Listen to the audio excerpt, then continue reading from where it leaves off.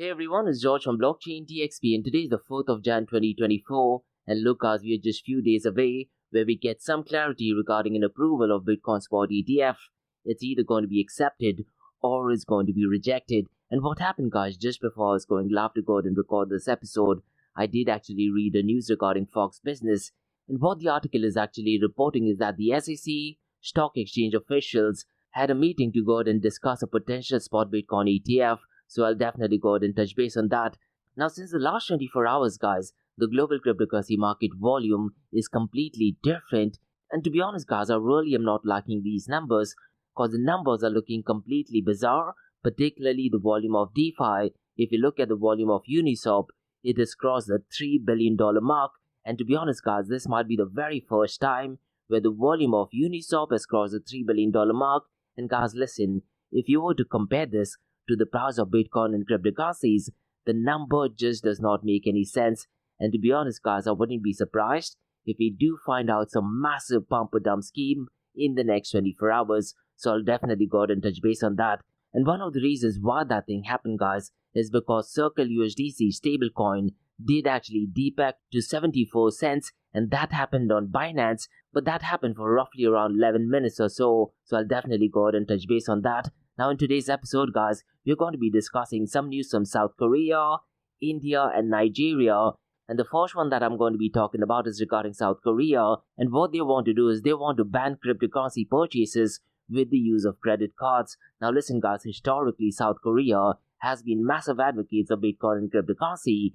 But the South Korea's Financial Services Commission, also called as FSC, has suggested a ban on using credit cards for cryptocurrency purchases. And the reason being very simple, guys. They are concerned about illegal outflow of domestic funds overseas. So I'll definitely go ahead and touch base on that. Now look guys, regarding India, India has had a love-hate relationship with Bitcoin and cryptocurrencies. Unfortunately, guys, India is very proactive so far central bank digital currency is concerned. And unfortunately, looks like they are trying to promote some new matrix, and that is to do with digital rupee. And to be honest, guys, this is something not to be proud of. So I'll definitely go ahead and explore what that news is all about. Now, there's a very high possibility that mainstream media does go ahead and portray this as a very positive news, and that unfortunately is misleading news. So I'll definitely go ahead and share my thoughts and opinion on that. Now, guys, regarding Nigeria, there is a positive development, and looks like the Nigeria Central Bank does actually want to go ahead and promote the adoption of cryptocurrency. And the Nigerian Central Bank have gone ahead and proposed new rules for the crypto firms. Now here's the interesting bit, guys, which is completely strange. The Central Bank of Nigeria wants to go ahead and promote cryptocurrencies, but the Nigerian banks are restricting users from holding or trading crypto on their own behalf. Absolutely bizarre and crazy, isn't it? Most of the other countries, it is exactly opposite what happens. The central banks do not want people to go ahead and use cryptocurrencies, and the banks are the ones who are fighting on behalf of the customers. Looks like Nigeria is definitely taking a positive direction, so I'll definitely go ahead and touch base on this news. And guys, listen, like we do in every Crypto and Coffee a Day podcast, I'm going to be discussing two news from Dubai, UAE and the Middle East. Now the first news, guys, has to do with Saudi Arabia, and I wouldn't be surprised, guys, if they turn out to be leaders so far as artificial intelligence is concerned. Now this news, to be honest, is an absolutely brilliant use case, and Saudi Arabia's Grand Mosque is deploying artificial intelligence to give personalized guidelines to pilgrims. So definitely positive news. So a brilliant way of using artificial intelligence to make lives easier for individuals, isn't it? Definitely positive news. And the second news, guys, is regarding an event that I'm conducting, and that is going to be on the 1st of February 2024. And this is to do with central bank digital currency. Now look, guys, whether we like it or not, in 3 to 5 years' time, central bank digital currency will be mainstream. So the event that I'm conducting on the 1st of February, I'll go ahead and explain what central bank digital currency is. I'll go ahead and explain some of the threats and some of the benefits of central bank digital currency as well. So the session essentially is called Central Bank Digital Currency, the Basics, Threats to Freedom and its Role in the Metaverse. And in today's episode, I'll go ahead and explain what is it that you can go ahead and expect at this session. And look, as the United Arab Emirates is definitely taking some leaps and bounds. So I'll definitely go ahead and explain UAE's role as well. So quite a lot to cover, guys, in today's episode. So let's kick start with it right away. Welcome to the Crypto and Coffee at 8, the daily podcast that keeps you up to date on all latest developments in the world of cryptocurrencies, blockchain, and NFTs. Join us Monday to Friday as you kick off your day with a cup of coffee and a deep dive into the exciting and rapidly evolving world of digital assets. We'll cover the latest news and trends in the cryptocurrency and blockchain space, as well as delve into the growing world of NFTs or non-fungible tokens and metaverse. Plus, we'll keep you updated on the latest developments from Dubai, UAE, and the wider Middle East region. Whether you're a seasoned crypto enthusiast or just getting started, Crypto and Coffee at 8 has something for you. Our expert host will provide insight and analysis on the most important topics in the industry and help you stay up to date on the latest developments. We'll bring you interviews with leading figures in the crypto and blockchain space and explore the ways in which these technologies are changing the world around us, from the impact on traditional financial systems to the potential for revolutionizing industries and transforming societies. We'll cover it all on Crypto and Coffee at 8. So tune in and join us for a daily dose of Crypto and Coffee at 8, and let's stay ahead of the curve together. We'll start your day off right with the most important news and insights from the world of cryptocurrency, blockchain, and the metaverse, and help you navigate this exciting and rapidly evolving landscape. In Crypto and Coffee at 8, the daily podcast covers the latest developments in the world of cryptocurrency, blockchain, and the metaverse. We'll also bring you updates on the latest news from Dubai, UAE, and wider Middle East region. This also includes a range of topics such as developments in the local and blockchain industry, including new projects and initiatives, regulatory updates, and policies related to cryptocurrency and blockchain in the region, local and regional events and conferences focused on crypto and blockchain, interviews with leading figures in Dubai, UAE, and Middle East crypto and blockchain community, coverage of any significant news or events related to cryptocurrency and blockchain in the region. By covering these local and regional developments, in addition to the wider world of cryptocurrency and blockchain, Crypto and Coffee at 8 aims to provide a comprehensive overview of the industry and its impact on the Dubai, UAE, and Middle East region. Now, before we kickstart today's episode, I have an important message, so check this out.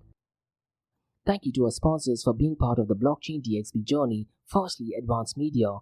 Advanced Media, guys, is the largest distributor of professional video, photo, broadcast, and cinematic equipment and accessories in the Middle East and MENA region. With over 2 decades of experience, Advanced Media is now the largest distributor in the Middle East, representing more than 100 recognizable brands, including brands such as Zeiss, DJI, Hasselblad, Red, and Rode. As a matter of fact, guys, the very mic that I'm recording is being sponsored by Advanced Media as well, and Advanced Media has showrooms in Saudi Arabia and services as well. Looks like they're definitely taking the Middle East by storm. And here's the beautiful thing, guys, they're taking corporate social responsibility very seriously, and they're focusing on 3 P's, that is people, planet, and prosperity. Now listen, guys, if you do want to find out more information regarding the statement of corporate social responsibility, check out the website, that is www.amt.tv.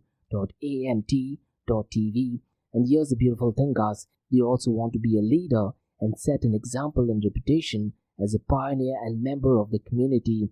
And in doing so, guys, they also have an AMT scholarship with SAE Institute in Dubai, UAE, so definitely check it out. And also, guys, Advanced Media is committed to persistently developing, organizing, and hosting training workshops, seminars, and community events that educate, inform, and familiarize consumers with new equipment and the latest technological advances. So listen, guys, do one thing. If you do want to support this channel, go to the website, that is www.amt.tv, and follow the social media channels as well. All of the details are in the show notes below. Next, Startup OI is global one-tech platform for tech. It offers global high-paying tech jobs with flexibility in working time and location, global free tech events, and tech networks to connect with global like-minded engineers. A brilliant platform to listen to the tech experts in Metaverse and to grab their insights. Now listen, all you have to do is download the app Startup OI. If you're using an Android version, go to Google Store and App Store for iOS devices. Alternatively, you can also click on the show notes below to download Startup OI. Next, guys, listen, if you're into fitness, if you're into adventure, if you want to do something wild but still want to keep your health in check, there is a new podcast in town, a podcast focusing on obstacle course race in the Middle East.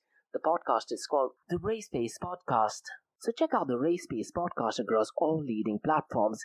And the Race Pace Podcast is a peer-to-peer community-driven podcast where they talk all about obstacle course race in the Middle East, from Sandstorm to Spartan Race, from Tough Mudder to Desert Warrior Challenge, and also the Government Gov Games, and quite a lot more. The podcast has interviews with athletes locally and internationally to get inside scoop on how athletes prepare for obstacle course race. In the podcast, they also talk about interesting stories on why they are motivated to do obstacle course race. And that's not all. They also plan to release 7 NFTs. And these NFTs are no ordinary. These NFTs will represent every emirate in the UAE. And listen guys, these NFTs are going to be absolutely massive. So do one thing, go to Spotify, go to iTunes, go to any leading podcasting platform and search for Rise in the Obstacle Course Race podcast. And finally guys, not your keys, not your crypto. If you have dabbled with cryptocurrencies and now are seriously getting to protect your cryptocurrencies, there is no better way to protect it by using a hardware wallet. And this is where Ledger Wallet kicks in. And Ledger Wallets are hardware cryptocurrency wallets made by Ledger, a company headquartered in Paris, France. And Ledger's hardware wallets are multi-currency wallets that are used to store private keys for cryptocurrencies offline. And Ledger offers 2 hardware wallets, the Ledger Nano and Ledger Nano X wallets. They are world-class experts with extensive crypto security backgrounds.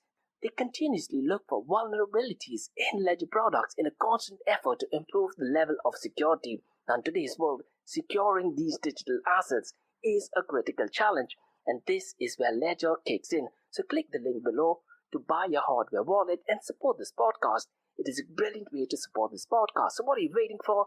The link is in the show notes below. Now guys, since you've taken care of that, let's kickstart by looking at the global cryptocurrency market.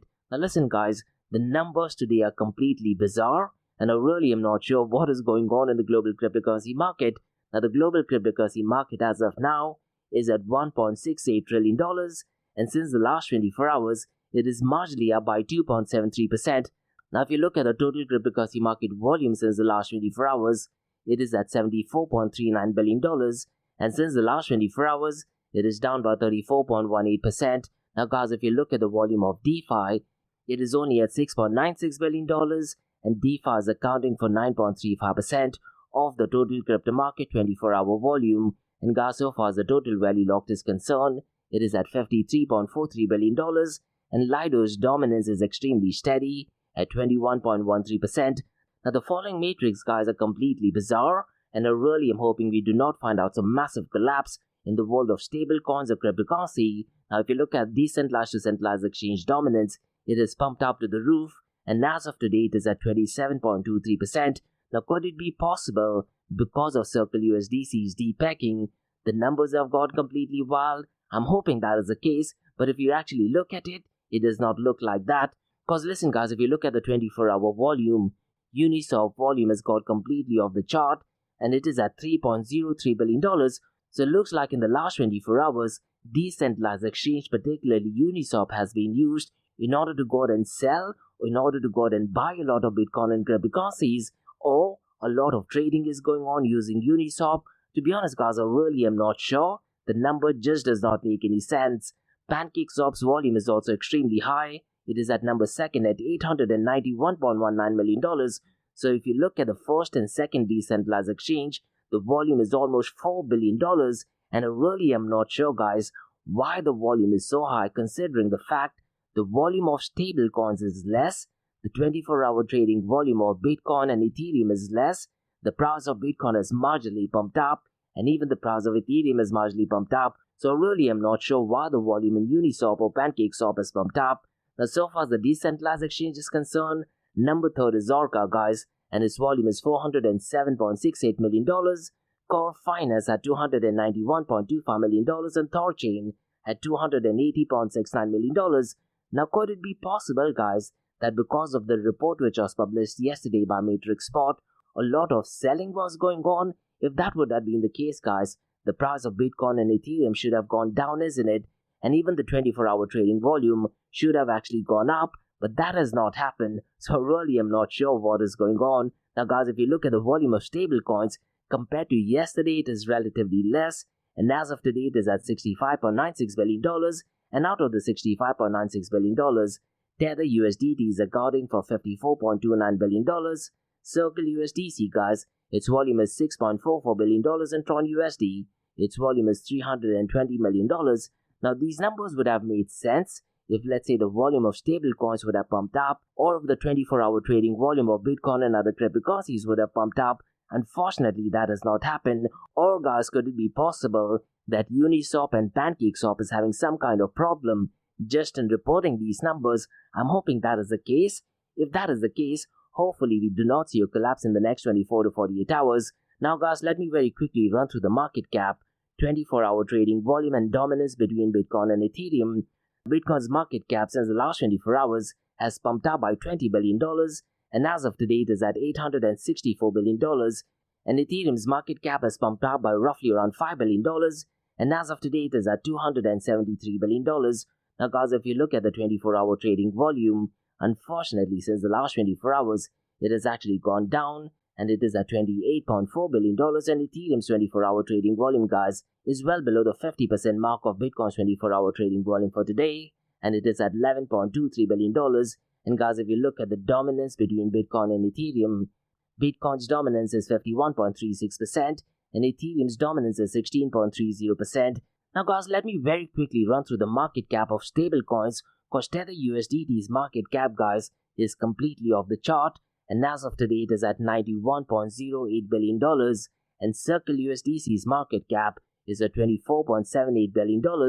And later on, guys, I'll go ahead and discuss a depegging event that did actually take place in Circle USDC, and that could have been an absolutely catastrophic event, but fortunately it looks like Circle USDC has survived. Now, the third one, guys, so far as market cap of stablecoins is concerned, is MakerDAO's DAI, and its market cap is $5.35 billion.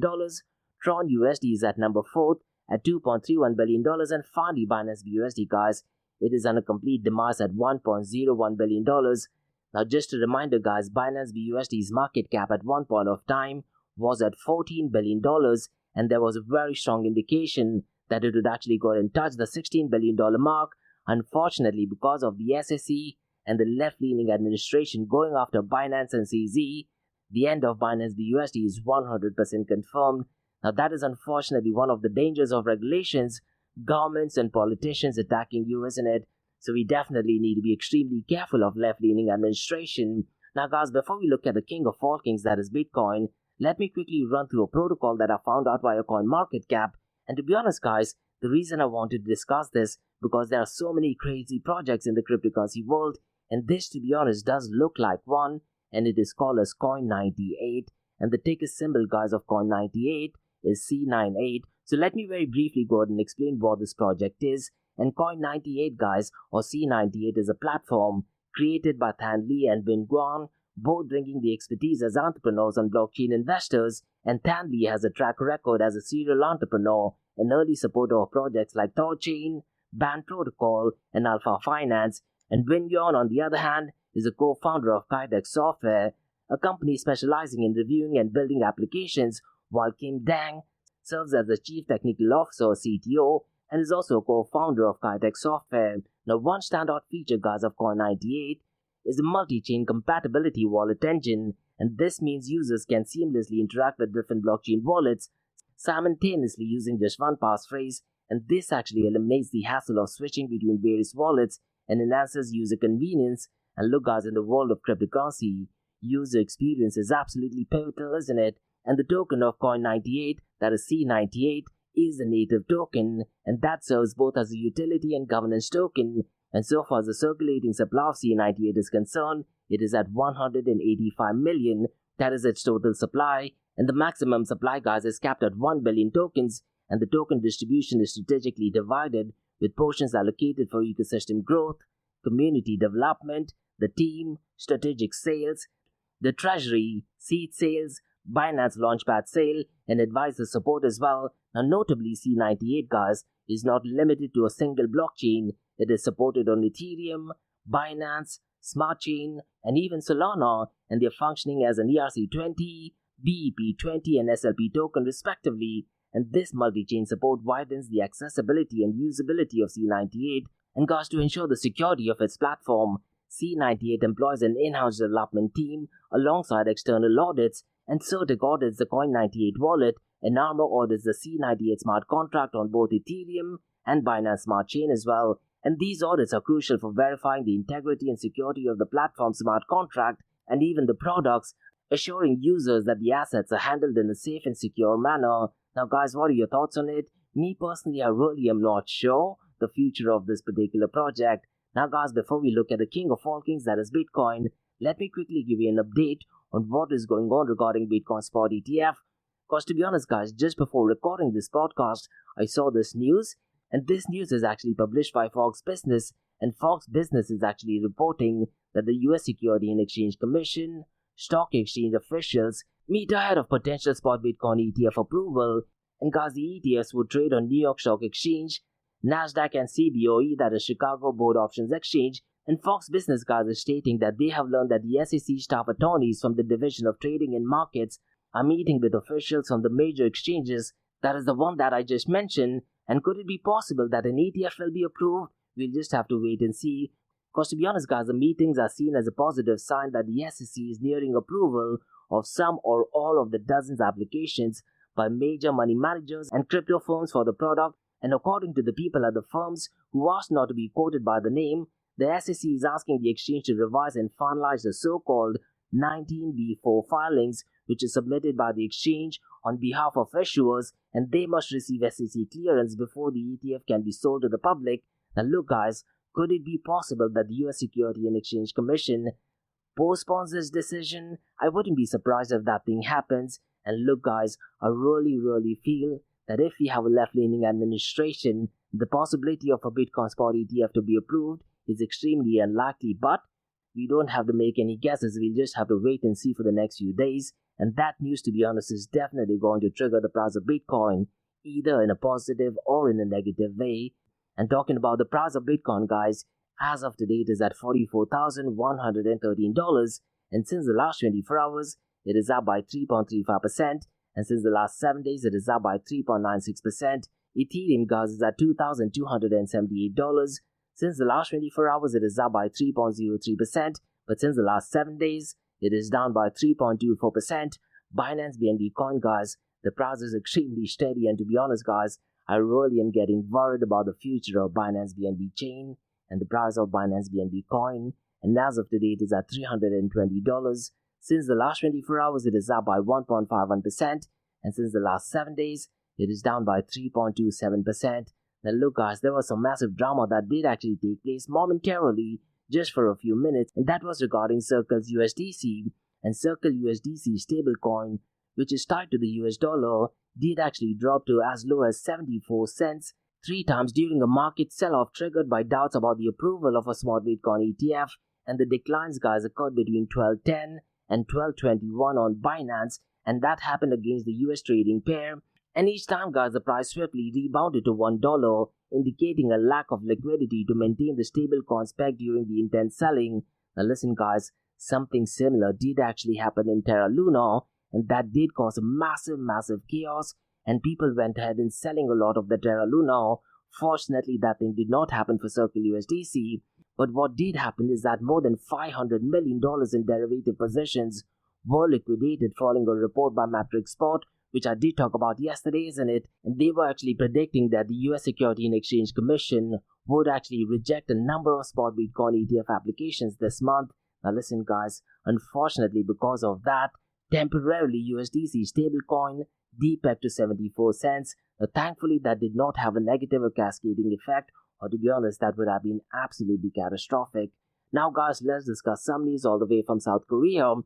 And South Korea's Financial Services Commission has suggested a ban on using credit cards for cryptocurrency purchases due to concerns about the illegal outflow of domestic funds overseas. And guys, the proposal aims to extend the prohibition of credit card payments to include transactions with cryptocurrency exchanges, with the goal of preventing foreign currency outflow and countering money laundering. And this is according to the regulator's announcement on Thursday. And guys, you can see the official link in the show notes below. But to be honest, that is written in South Korean language. Now, if you do want to read the news in English, you'll have to go and check it via CoinDesk. Now, listen, guys, it's really important to note that the South Korea's Financial Services Commission proposed rules to protect users of cryptocurrency exchanges, requiring the exchange to store at least 80% of the customer's deposits in cold wallets and crypto wallets not permanently online and thus vulnerable to hacks. and under the rules, exchanges would have to pay fees to customers for using their deposits. Now listen guys, South Korea has definitely been massive advocates in the world of Bitcoin and cryptocurrency. So this news can be taken in both directions. I personally do agree that putting a ban on using cryptocurrencies in order to avoid the illegal outflow of domestic funds overseas does make a lot of sense. Now guys, what does not make a lot of sense is India's CBDC. And India's digital rupee, which is part of a retail central bank digital currency pilot, achieved over 1 million transactions in a single day, and that happened on the 27th of December 2023. Now listen guys, you need to understand that when you talk about central bank digital currency, there are essentially three different types of CBDCs. One is wholesale CBDC, you have retail CBDC, and you have MCBDC, that is called as multi-CBDC. And this news is to do with retail CBDC. And this initiative of the Indian digital rupee is active in more than 15 cities with over a dozen participating banks, and a letter from the Reserve Bank of India governor on the 29th of December revealed this milestone. And additionally guys, one of the participating banks reported being encouraged to deposit employee funds and benefits using digital rupee instead of traditional fiat currency. And look guys, me personally, I'm not a fan of central bank digital currency, and it's so critical to truly understand the key difference between open blockchain or so-called digital currency. And I hate to say this guys, looks like India is taking 10 steps backwards while other countries are taking 10 steps ahead. So it's going to be really interesting to see what the future of cryptocurrency is in India. Now guys, let's discuss some news all the way from Nigeria. And Nigerian banks guys are still restricted from holding or trading crypto on their own behalf despite regulators softening stance towards digital assets. And the Central Bank of Nigeria has actually released guidelines for banks on digital assets, signaling a relaxation in the country's stance on cryptocurrency. And the guidelines does actually provide details on the recent decision to allow financial institutions to open accounts for virtual asset service providers, marking a significant shift from the previous ban on service crypto firms. So it looks like guys, Nigeria is definitely having a positive outlook in the world of cryptocurrency, isn't it? And if you do want to read through the official link, the guideline is in the show notes below. So those were some macro level news guys on the cryptocurrency world. Now let's look at two news from Dubai, UAE and the Middle East. And to be honest guys, in 2023 and 2024, I might have talked about Saudi Arabia and artificial intelligence possibly every second day. And this news guys, to be honest, is an extremely positive news, and it does showcase the use case of artificial intelligence in making humans' lives better. And the news essentially is that Saudi Arabia's Grand Mosque deploys artificial intelligence to give personalized guidelines to pilgrims. So let me go ahead and share what this news is all about. Because Saudi Arabia's Grand Mosque is employing artificial intelligence for personalized guidelines to pilgrims, and the General Authority for the Affairs of the Two Holy Mosques uses artificial intelligence and digital techniques for counseling, and 52 screens totaling 279 square meters display tailored guideline content inside and outside the Grand Mosque, and a specialized team of religious scholars curates content for specific occasions, and the content is translated into multi-languages to cater to a diverse audience. And the screen operates 24/7 and are strategically placed at entrances, exits, courtyards and road leading to the Grand Mosque. And Ghazi initiative aims to enhance the overall experience of visitors and pilgrims. And artificial intelligence guys is employed through a guidance robot that provides essential brochures and publications to assist pilgrims, and the interactive guidance robot allows users to access and share content via the mobile phones. And the technology guys is designed to facilitate the rituals and journey of pilgrims, and the guidance content covers religious and practical aspects to aid visitors in various scenarios, and the use of digital techniques ensures timely and relevant information dissemination. So definitely positive news, and the project aligns with modern technology trends in enhancing religious tourism experiences, and the content creation involves a collaborative effort between scholars and translation teams, and the implementation includes screens at crucial locations to reach a broad audience, and the guidance robot serves as a technological innovation to complement traditional practices, and pilgrims can easily access information and support through the interactive robot, and the comprehensive approach reflects a commitment to providing valuable guidance to visitors at the Grand Mosque. So definitely a great use of using artificial intelligence and making human life so much better, isn't it? So definitely positive news. Now guys, the second news is regarding an event that I'm conducting, and this event takes place on the 1st of February, and it is called a Central Bank Digital Currency, the Basics, Threats to Freedom and its Role in the Metaverse. And guys, the event takes place between 11 a.m. to 12:30 p.m. Gulf Standard Time. If you do want to go ahead and register for this event, you can go to eventbrite.com and just type in blockchain DXB, guys, or just drop me an email to info@blockchaindxb.com. And listen, guys, if you do want to go ahead and sponsor this event, drop me an email to info@blockchaindxb.com. Now, what I'll do next is, guys, I'll very briefly explain what is it that you can expect at that session. And the session, guys, is broken down into 3 parts. In part A, we go ahead and discuss what is central bank digital currency. I'll go ahead and explain the definition of central bank digital currency. We'll go ahead and look at the history of CBDCs and how will central bank digital currency or CBDCs actually work. We'll go ahead and explore the current state of CBDC. And guys, listen, ever since Bitcoin made its invention into the world, a lot of countries are currently working, studying not just Bitcoin, but they're aggressively working on CBDC as well. And the trigger moment was when El Salvador did actually adopt Bitcoin as a legal tender. And we'll go ahead and explore the impact of El Salvador adopting Bitcoin as a legal tender and IMF stance, that is International Monetary Fund stance, on CBDC. And guys, we'll also answer this brilliant question regarding UAE. When will UAE go ahead and launch its CBDC? Now, just at the outset, guys, you need to know that UAE is already part of a MCBDC or multiple CBDC, so I'll definitely go and give out more detailed information on that. Now, all these topics, guys, will be covered in part A, and in part B, guys, which is my favorite, I'll go and explore the key difference between CBDC and Bitcoin. Now, listen, guys, it's so critical to understand the key difference between central bank digital currency and Bitcoin. And what you can do is, guys, go to my website www.blockchaindxb.com, and under the tab that says blockchain, scroll down, you'll see 2 PDF files regarding central bank digital currency. Download the second one, and in the second one, you'll see key difference between CBDC and Bitcoin. You're more than welcome to go ahead and download it. And in part B, guys, I'll go ahead and explore CBDC, a threat to freedom. And listen, guys, I've said this thing so many times. When you talk about central bank digital currency and Bitcoin, left-leaning ideologies, left-leaning politicians are massive advocates of CBDC. They're massive advocates of cancel culture, and they're massive advocates of control. Right-wing ideologies and right-wing politicians, on the other hand, they aggressively want to go ahead and ban CBDC. And right-wing politicians and right-wing ideologies, they want to go ahead and promote Bitcoin, open source, innovation, and even freedom of speech. So in part B, guys, I'll go ahead and discuss the political implications of CBDC. We'll go ahead and discuss the support and resistance to CBDC from a political point of view, as well as from a business point of view as well. And we'll go ahead and explore China's role in central bank digital currency. Now listen, guys, China is way leaps and bounds ahead so far CBDC is concerned, and it is definitely leading the race.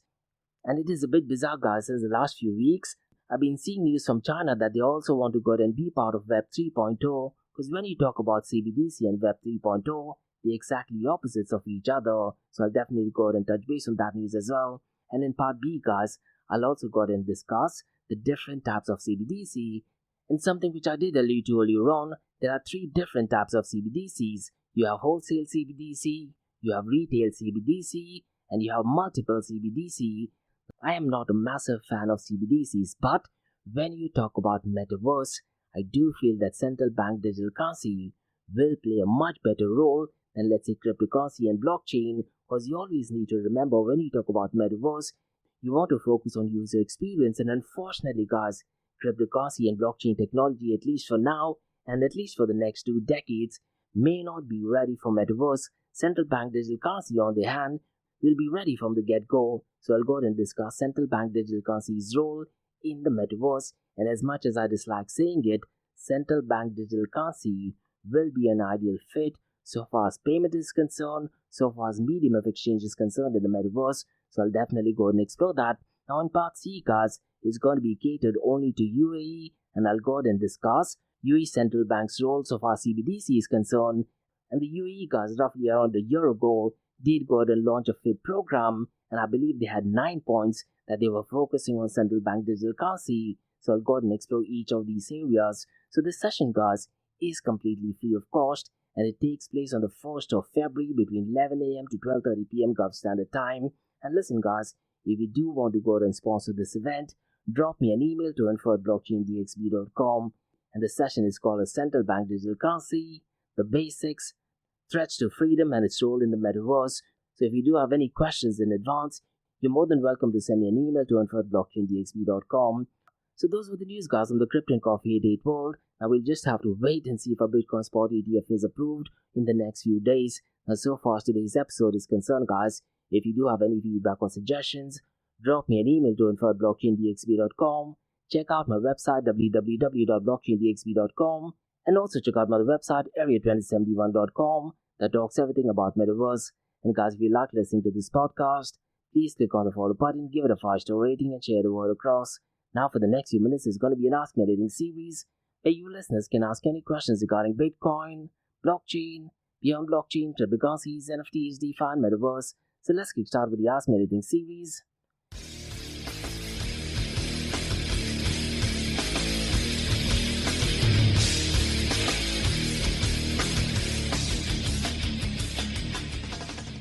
Hey everyone, it's Josh from Blockchain DXB. You're listening to the Ask Me Anything series, where you listeners can ask any questions regarding Bitcoin, blockchain, beyond blockchain, cryptocurrencies, NFTs, DeFi, and metaverse. I have a question by Vivek who asks, do you think once Bitcoin spot ETF is approved, some countries may make Bitcoin a legal tender? To be honest, Vivek, I really am not sure if making Bitcoin a legal tender is the right move. I mean, I don't see any reason as to why you would want to make Bitcoin a legal tender, considering the fact that the price of Bitcoin will actually pump up to the roof, and it would not make any sense to make Bitcoin a legal tender, considering the fact that the price was so high. People I'm not sure would be wanting to go ahead and use Bitcoin as a form of currency. And listen, Vivek, by making Bitcoin a legal tender, I'm pretty much sure they'll be reducing the value of their own currency, isn't it? I don't understand why would a country want to do that.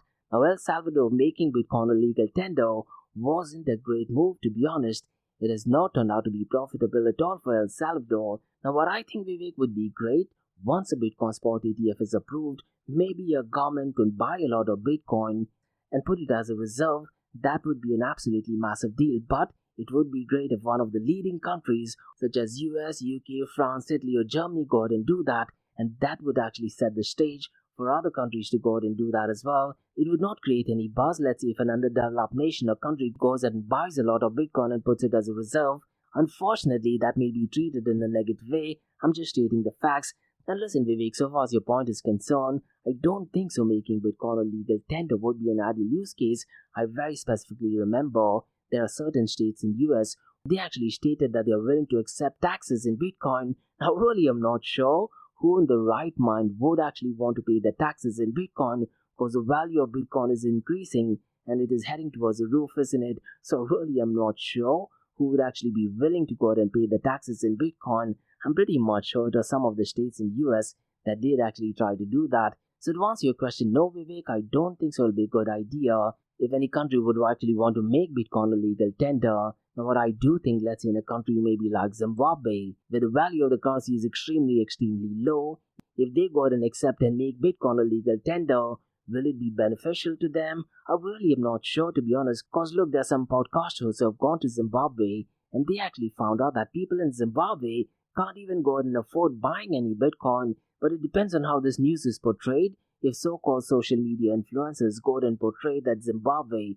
is making a Bitcoin legal tender, they could put it across in a positive way. And as I mentioned earlier, Vivek, it would be a great idea if some country buys a lot of Bitcoin and puts it as a reserve. And if a leading country does that, I'm pretty much sure that'll have a cascading effect and the price of Bitcoin will definitely keep on increasing. Those are my honest thoughts on it. So making Bitcoin a legal tender, to be honest, just does not make any sense.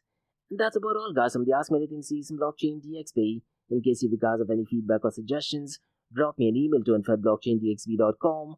Check out my website www.blockchaindxb.com, and also check out my website area2071.com that talks everything about metaverse. And guys, if you like listening to this podcast, please click on the follow button, give it a 5-star rating, and share the word across.